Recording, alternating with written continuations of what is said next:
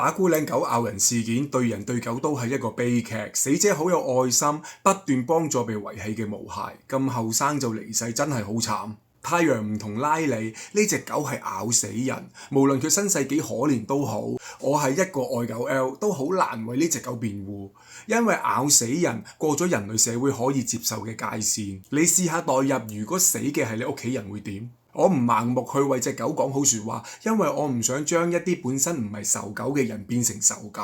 其實有好多人唔特別中意狗，但亦都唔憎狗。我希望大家唔好一竹篙打全世界狗，赤柱大把殺人犯，咁唔代表社會上全部人都會殺人㗎嘛。唔好覺得所有大狗或者唐狗就一定好惡，會咬人。其實好多唐狗都好乖。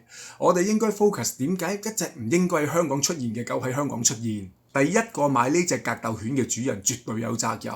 有好多專家都講呢啲禁止狗隻都係大陸走私入嚟，政府係咪應該正視大陸走私狗嚴重嘅問題呢？仲有漁護署出嚟講點解隻狗晶片寫唐狗？原來係靠獸醫肉眼睇，即係好聽叫專業判斷，唔好聽叫純粹靠估。咁嗰位獸醫需唔需要出嚟交代呢？我哋想社會多啲人愛護動物，首要就係唔好將啲中立嘅人變成仇狗人。